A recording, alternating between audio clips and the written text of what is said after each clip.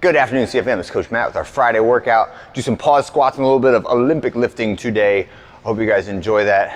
And chances are, if you are watching this video, you are either one of the coaches who has to do it because they need to understand what I'm doing here today, or you are one who is going to apply the intent of the workout. So thank you for your attention, and just know that there's lots of people that just say to themselves, I'll pick up whatever I get in the brief. And I don't need to watch the video. There's always little tidbits in here that will help you to get a better workout out of it, and that will amplify your results. And you should never feel bad about spending the like 5 or 6 minutes a day to watch this and to get those extra little tidbits that are going to be meaningful to you later on in your fitness journey. So we'll start with 12 shuttle runs today, down and back 6 times. Then I want to do 8 reps on each leg of our walking drinking bird. And then we're going to do 4 reps of a slow toe touch to overhead reach. This one is about the same as the Jefferson curl. It's just got that overhead component, and I really like it because I think it helps to loosen your back and your hamstrings and your glutes up. And it's a nice relaxing movement that can kind of be a gateway into more intense movements, even though it's not a heavy weightlifting thing, right? Next one, we're going to do 8 reps of a slam ball squat. So just pick up any old slam ball, and we're gonna squat down, sit at the bottom with it. And honestly, if you wanna use a dumbbell or a kettlebell, any of those are fine. This is just kind of a fun thing to hug because it's a little wobbly and unstable. All right, and then finish with 4 reps of a frog hop. On the frog hops, make sure you're not going higher in the air than you can control on the ground, okay? So soft landing every time, even if you only get a little bit off the ground, or if you get a lot off the ground. I want to see controlling the landing and the ground contact. All right, that's the real benefit there. Is the jump is great. The jump helps you with explosive muscle contractions, but the landing is where we work on the quality of the tissue, the coordination, the muscular control to be able to absorb force. And absorbing force is one of the keys to longevity and joint resilience, right? That teaches the muscles how to contract in a way that slows you down or decelerates you.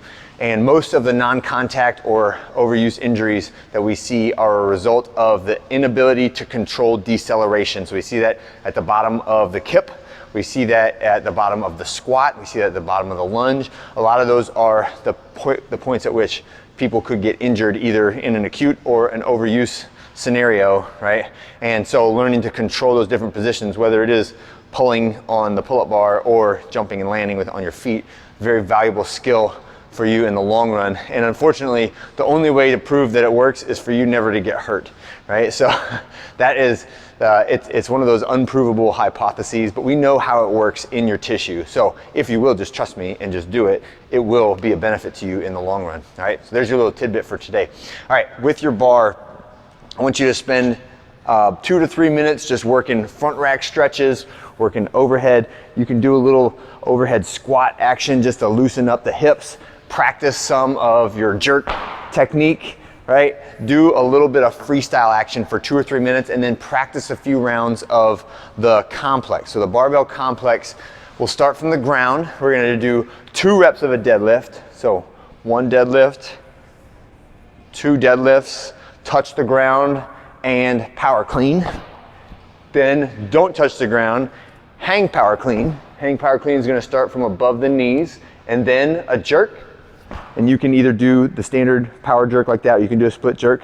Reset to the shoulders, reset to the hips, and 1 more hang power clean, okay?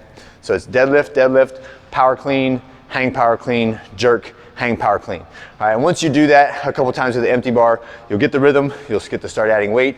And what I'd like for you to do is, with a reasonable load, get through 5 sets of that in 20 minutes. And attempt to go up. If you do not fail, and if your technique is adequate or decent, like say like 85, 90% of perfect, continue to go up, right? When you start to get the speed wobbles or you miss the jerk, that's where you know you've hit too much, and you can go back down, right? But record your top 3 weights on the complex.